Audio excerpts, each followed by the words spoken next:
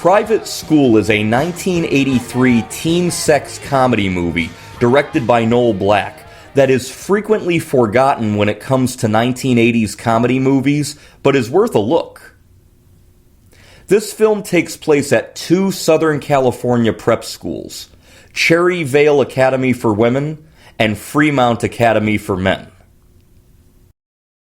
One evening at the Cherryvale Academy for Women, student Christine Ramsey, played by Phoebe Cates, is inside of her dorm room with roommate Betsy Newhouse, played by Kathleen Wilhoit. Outside the next window, Christine's boyfriend Jim Green, played by Matthew Modine, and Betsy's boyfriend Bubba Beauregard, played by Michael Zurich, have joined their friend Roy, played by Jonathan Prince, as they try to get naked photographs of a showering senior, Jordan Lee Jensen, played by the absolutely breathtakingly stunning Betsy Russell. Well, do you want to borrow something of mine? You can't be serious. I mean, that's very sweet of you, Chrissy, but I couldn't possibly. Tell me, do you have any of that gaudy nail polish? I want to do my toes. We're gonna rock this town, rock it inside out. We're gonna rock this town, make them scream and shout. Just don't feel dressed till my toes are done.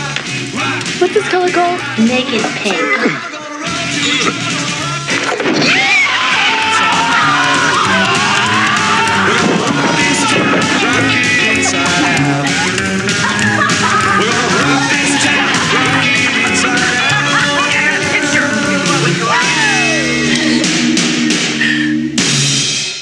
Thanks for the nail polish, Chrissy.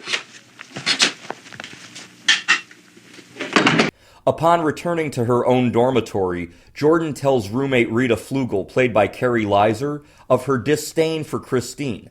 Christine Ramsey makes me sick.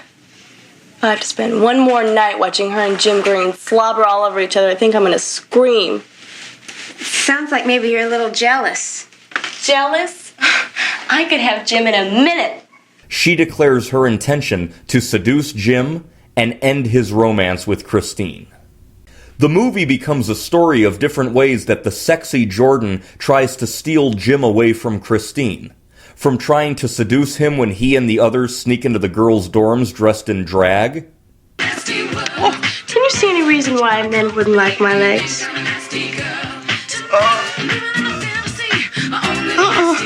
Well, what's wrong with me then? Why don't men go for me? Feel my calf. Go ahead, feel it. Go ahead, feel it. What is it then? Why am I so unattractive to men? I know, my breasts. Would you call these breasts firm? Or do you think they're saggy? Definitely firm. Are you sure? Are you really sure? What did you feel? To bearing her natural large breasts while riding a horse. In the meantime, the horny students engage in sexually minded practical jokes, from cutting stitches on cheerleading uniforms, to trying to have sex in the dean's office, to sneaking into the girls' locker room. Also starring Sylvia Christel as a sexy teacher, Martin Mull in an uncredited role as a pharmacist, and Ray Walston as the chauffeur of Jordan's father, this movie was written by Dan Greenberg.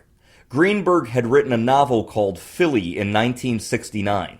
That novel was adapted into a screenplay for a 1981 movie called Private Lessons, starring Sylvia Christel playing a different character from this movie. Sometimes Boy Meets Woman is more fun than Boy Meets Girl, but he has a lot more to learn before graduation day. She didn't think she was going to love this assignment. Sylvia Christel in her sexiest role since Emmanuel. He was much better off in Cincinnati. Howard Hesseman, TV's Johnny Fever, gets his own private lesson. Your own fantasies come to life in Private Lessons. With music performed by Rod Stewart, Eric Clapton, Air Supply, and others. That movie was an unexpected success. Universal, which had licensed home video and cable TV rights to it, financed Private School as a follow-up project. Now, this is not a sequel to the previous movie, but it retains multiple parties from Private Lessons, including producer R. Ben Ephraim, Dan Greenberg as a screenwriter along with his then-wife Suzanne O'Malley, as well as actress Sylvia Christel, playing a new character in this movie. Miss Copoletta? Which do you think is the most important in a penis, length or width? Well, I don't think that we have the time to get into that today. I mean, we don't have the time today to talk about that. Now, we're going to see a short film called The Tadpole and His Community. This movie was filmed in Southern California from October to November of 1982. Some of the scenes were filmed at Whittier College, notable for being the alma mater of President Richard Nixon. Paula Abdul has an uncredited role as a cheerleader, and she worked on a movie for the first time with this film when she choreographed the scene of the women's aerobic workout.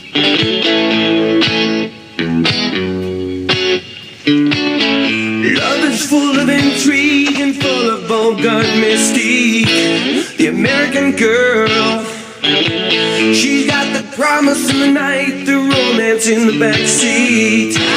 The American girl.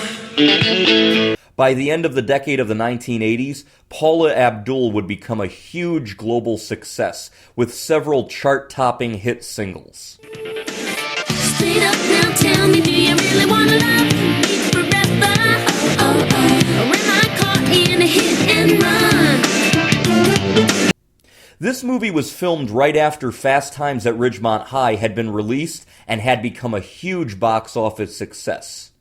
The studio gave Fast Times actress Phoebe Cates top billing in this movie, and she does a great job in the film.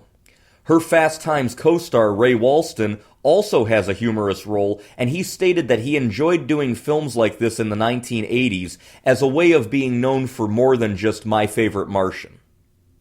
Actress Betsy Russell was 19 years old during filming, and she was absolutely so stunning you cannot take your eyes off of her. In the year 2020, there was a fantastic documentary released called Skin, A History of Nudity in the Movies. It basically goes through all of film history and how sex and nudity progressed in film throughout the 20th century and into the 21st century. In that documentary, they discuss Private School, in particular Betsy Russell's nudity, most notably her topless horse riding scene.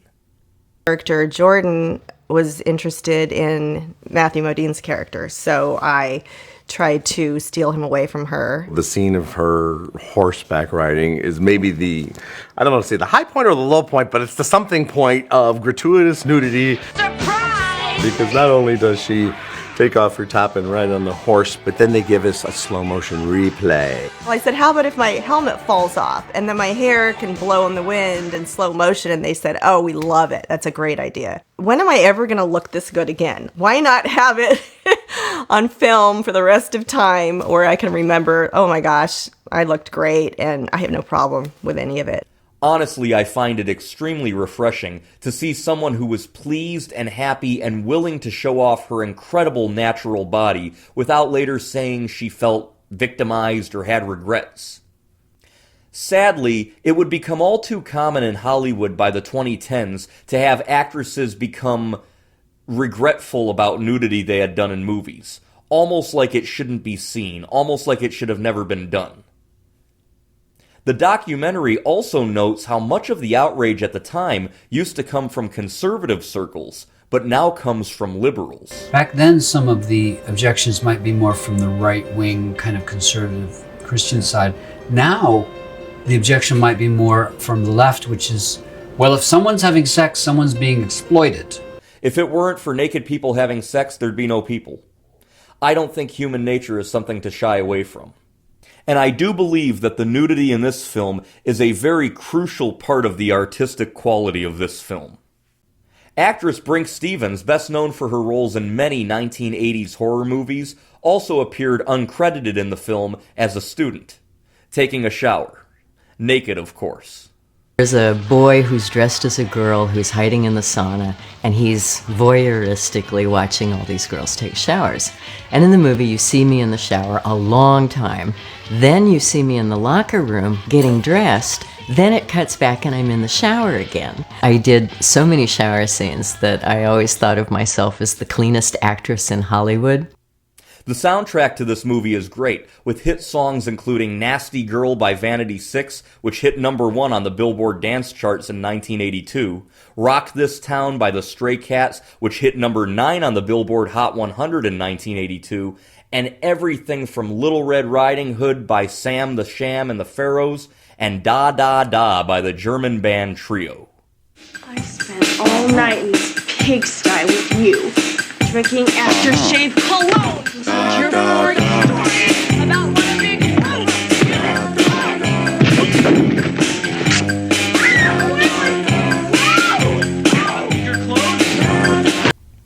Bill Ray performs a song called Just One Touch.